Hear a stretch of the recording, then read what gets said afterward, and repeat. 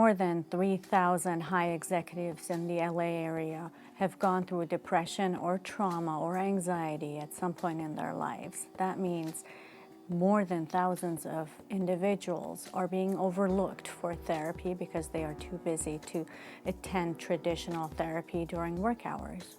Do they really need therapy? That depends on a few things. PTSD, stress, and anxiety are some of the most abundant mental health issues that are overlooked in the U.S. It affects how we go about our day. It affects our level of efficiency. So the high executive here is not the person who is so disordered that they cannot function, that they cannot go to work. These are really high-functioning individuals who are succeeding in their field, who are at the top of their field and excelling. However, they're doing all of that, accomplishing it all with the anxiety in the back, and that's not something that they can bring to work and talk to their colleagues about.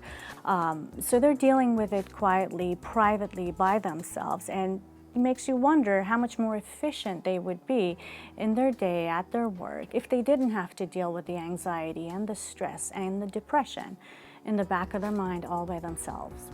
Typical traditional therapy is not really designed for the individual who is functioning well and excelling in life. It's really designed for the person who is experiencing a high level of dysfunction, meaning things aren't working for them, and that's what's bringing them to therapy. Typical therapy is during the work hours, so that's another impediment for these people seeking therapy.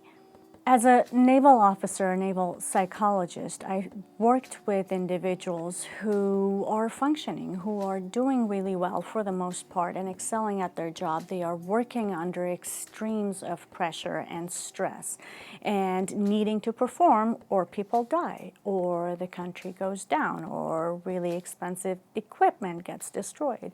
So you can imagine the level of pressure that they were operating under. Definitely that is not a person who can come to therapy every Monday at 10 a.m., come hell or high water.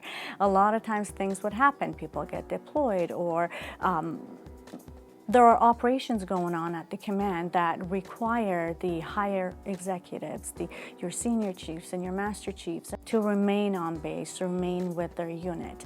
And that means they can't leave and go to their weekly therapy sessions. So I really had to get creative and design a flexible program if I wanted to capture that individual and continue to provide mental health care for them.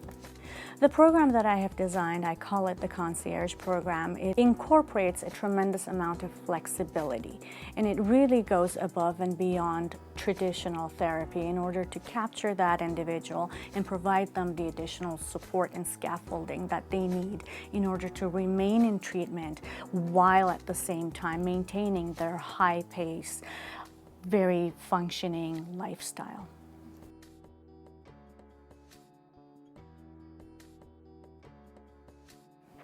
You know, for that high-ranking official who thinks therapy is not for me, or now is not the time, let me just accomplish the next milestone in my life before I can settle down and sort of retire and go deal with my own health care, I would tell them to call me.